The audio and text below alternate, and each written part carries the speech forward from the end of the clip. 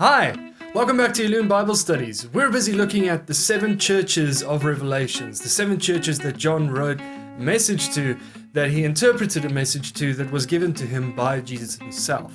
And as we said last time, each of the churches receives a message specific to that church, specifically based on their geography, where they are, what they're doing.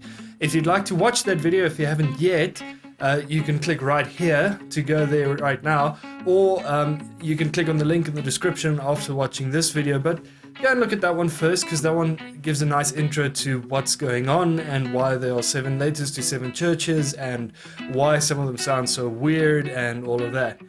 This week we're looking at the church in Smyrna, and this is going to be a really interesting church because it's one of only 2 churches that don't have anything negative said about them. So let's read what the message to the church in Smyrna is. To the angel of the church in Smyrna write, these are the words of him who is the first and the last, who died and came back to life again. I know your afflictions and your poverty, yet you are rich. I know about the slander of those who say they are Jews and are not, but are a synagogue of Satan. Do not be afraid of what you are about to suffer. I tell you, the devil will put some of you in prison to test you, and you will suffer persecution for 10 days. Be faithful even to the point of death, and I will give you life as your victor's crown. Whoever has ears, let them hear what the Spirit says to the churches. The one who is victorious will not be hurt at all by the second death. So as I said, it's interesting, and you saw it there, that Smyrna is one of only 2 churches of the 7 that get letters that don't have anything negative said about them. In fact, most of this is telling them to just hang in there. And we get this image, this portrayal of something that's really hard. And there are all these accusations like they're dealing with a synagogue of Satan. And this is quite something extraordinary to read, and it's something quite extreme to say. So why is it there? What was going on in Smyrna that made it this bad for the Christians there? Because it sounds as if they were having a really, really tough time. So let's look at Smyrna. Smyrna is also a coastal town in small Asia, just like Ephesus from last week.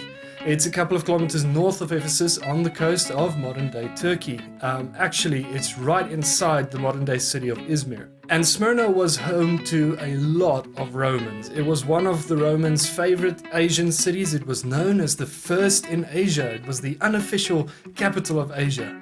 It was also where famous poets like Homer were born. It was where a lot of the most important temples that people like to visit were. It was this big bustling city. It was full of people, it was full of activity, there was all of these things going on, and it was full of Romans. The Roman Empire had a very, very strong presence in Smyrna. A lot of Roman officials and a lot of Roman soldiers were there.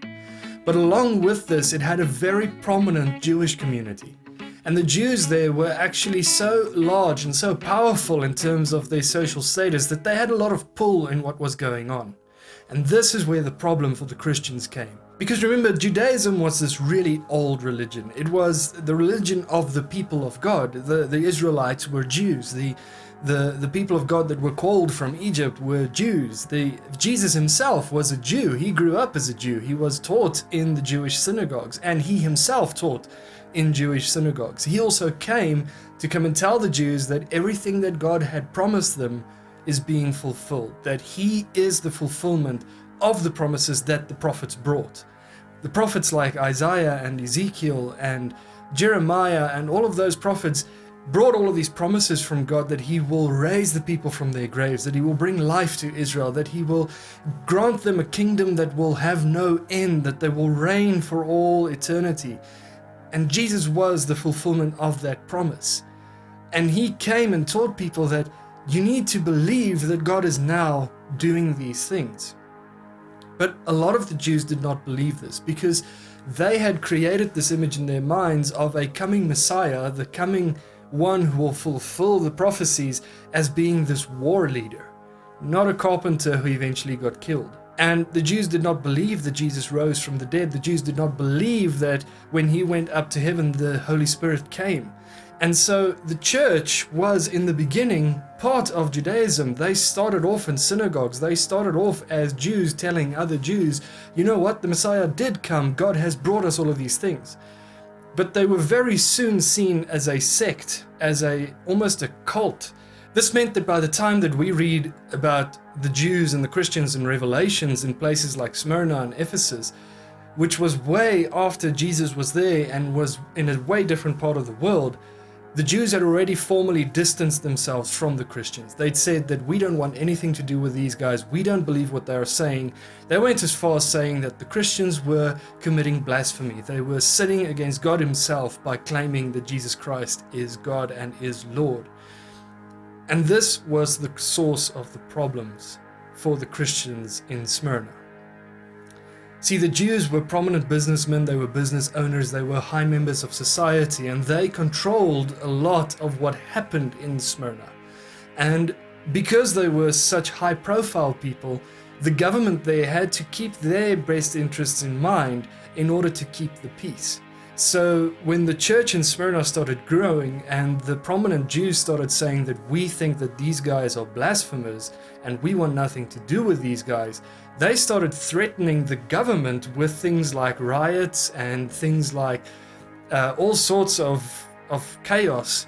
And in order to keep the peace, the government would then sort of just appease the Jews. They started following this principle, especially in Smyrna, that as long as we can keep the Jews happy, we'll have a peaceful town.